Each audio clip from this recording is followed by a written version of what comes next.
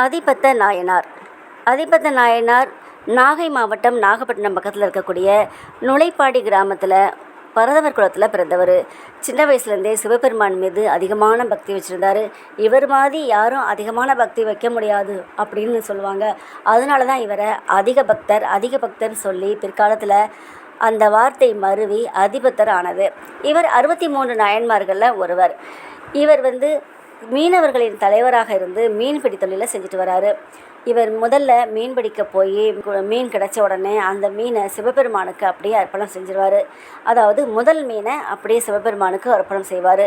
அதன் பிறகு கிடைக்கக்கூடிய மீனை தான் தொழிலுக்கும் குடும்பத்துக்கும் பயன்படுத்துவாங்க. இப்படி தொடர்ந்து நடந்துகிட்டே இருக்குது. சில நாட்கள் ஒரு மீன் மட்டுமே கிடைக்கும்.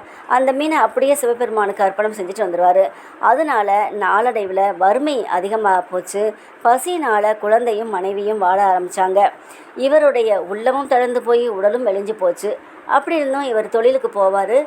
முதல்ல வலை வீசுவார். கிடைக்கக்கூடிய முதல் மீனை சிவபெருமானுக்கு அர்ப்பணம் பண்ணுவார். இப்படி இருக்கும்போது எல்லா மக்களையும் இவர் திட்ட ஆரம்பித்தாங்க.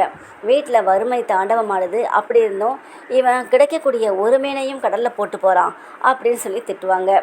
ஆனால் சிவபெருமான் இவருடைய மாறாத பக்தியையும் அன்பையும் உலக மக்கள் தெரிஞ்சுக்கணும் அப்படின்னு நினச்சாரு.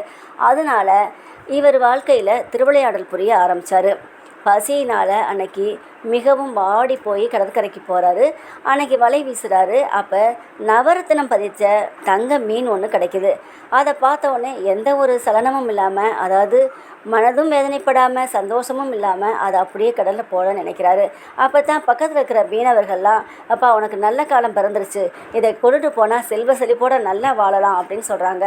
எதையுமே காதில் போட்டுக்காமல் அப்படியே சிவபெருமானுக்கு அர்ப்பணம் செய்கிறாரு. வறுமை தாண்டவம் ஆடிய போதும் கூட மாறாத பக்தி கொண்டு சிவபெருமானுக்கு அர்ப்பணம் செய்த அந்த அதிபத்தருக்கு ஈசன் உமையொரு பாகனாக காட்சி தந்து முக்தியும் தராரு. இவருடைய வரலாறு தமிழ்நாடு முழுவதும் பரவ ஆரம்பிக்குது.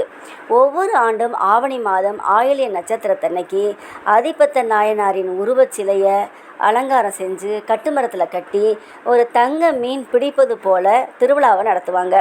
அப்போ சிவபெருமான் கோவிலிருந்து இவர் காட்சி கொடுத்து இவருக்கு முக்தி கொடுப்பது போல அந்த திருவிழா மிகவும் சிறப்பாக நடக்கும். இதுதான் அதிபத்த நாயனாருடைய வரலாறு. இவரை பற்றி சுந்தரமூர்த்தி நாயனார் சொல்லும்போது, விரி திரை கடல் சூழ் நாகை அதிபத்தருக்கும் அடியேன் அப்படின்னு சொன்னார்.